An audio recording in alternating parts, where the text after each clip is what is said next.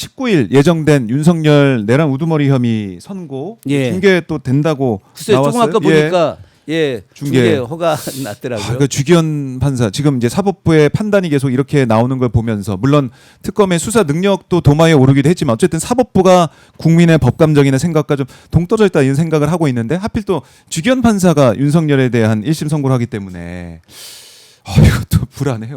근데 저는 예. 개인적으로는 예. 이번 판결만큼은 지기현 판사가 꼼수를 부릴 수는 없을 것이다. 그래요. 예, 그 뭐 온갖 꼼수를 다 부리겠지만, 네. 자 만약에 지기현 판사가 지난번 특검이 사형 구형을 내렸어요, 그죠? 네. 사형을 구렸는데 만약에 사형이 아니라 무기징역을 선고할 수는 있겠으나 이 선고 내용을 무죄로 선고할 수는 없을 겁니다.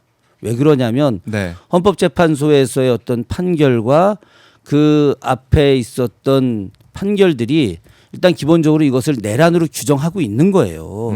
내란으로 규정하고 있는데 지기현 판사가 앞에 판례들을 무시하고 이것이 내란이 아니다라고 해서 무죄 판결을 줄 수는 없다고 생각합니다. 만약에 그렇다고 한다면 대한민국 국민들이 사법부 전체에 대한 불신임 그렇기 때문에 이거는 걷잡을 수 없는 네. 혁명적 단계까지 갈 수 있다. 예, 그래서 이거 온갖 그러니까 지난번 뭐 서부지방법원의 난동 사건 이것과 달리 어떤 폭력적인 행동을 통해서 물리적으로 대법원이라든가 아니면 뭐 고등법원, 지방법원에 대한 파괴적 행동을 하는 것이 아니라 이제 그 지식인 사회뿐만이 아니라 일반 서민 대중들에 이르기까지 네. 저는 3.1 만세 혁명처럼 전 국민이 다 걸기할 것이다. 그래요. 그러니까 이게 참 중요한 선고고 어떻게 보면은 많은 국민들께서 사법부도 마찬가지고 대한민국 전체에 대해 어떤 평가를 할 수 있는 중요한 판결 아니겠습니까? 당연하죠. 그렇기 때문에 주기현 판사가 뭐 진짜 무죄를 선고하거나 뭐 이런 돌출 행동은 안 할 것이다라고 하셨는데 조마조마해요. 그래도. 아니 이 판결은 네. 저는 세계가 주목하는 판결입니다.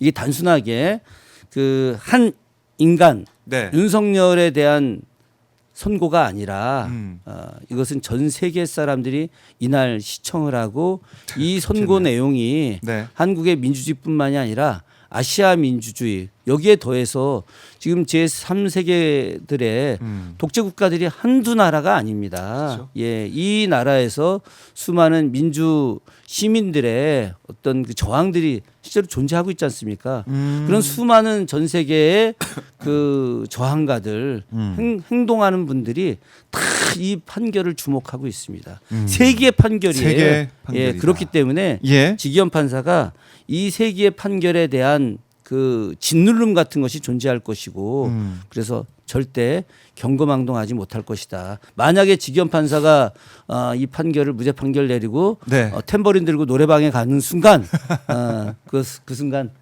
예, 엄청난 저항이 올 것이다. 그래요. 자, 경고를 하셨습니다. 이게 아마 이제 우리 국민들의 마음이실 것 같아요. 예. 세계의 판결 우리 다 지켜보고 있다. 생중계가 된다라는 속보 저희가 이제 정리를 해드렸습니다. 자, 지금 뭐 더불어민주당 아까 이제 최고위를 보니까 대표와 최고위원들 손을 잡고 네. 인사하면서 함께. 아니 상당히 저도 됐다. 좀 예. 저기 대기하면서 보셨어요? 봤는데 예. 저는 이게 민주당의 저력이다. 그러니까 그 얼마 전까지 좀 날카로운 언행들이 좀 있어 왔지 않습니까? 저도 좀 그때 보면서 막 제 가슴이 찔리는 것 같더라고요. 그런데 오늘 이렇게 그 발언들과 또 대화 나누고 행동하는 모습들을 보면서 야 역시 민주당이다. 국내임에서는 상상이 안 가는 일 아니겠습니까?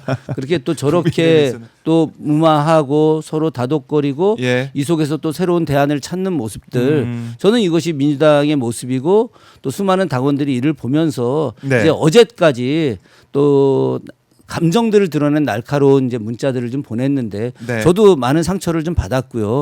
그럼에도 불구하고 이제 오늘은 좀 더 대승적 차원에서 당의 발전과 나라의 발전을 위한 네. 그런 격려의 문자를 서로 나누었으면 하는 바람입니다. 그래요. 예, 의원들 이제 대화방 거기서도 좀 분위기가 좀 어떻습니까? 뭐 대화방에서? 오늘 뭐 상당히 좋고요. 괜찮습니까? 어제부터 좋았습니다. 어제부터 좋았습니까? 예. 그래요.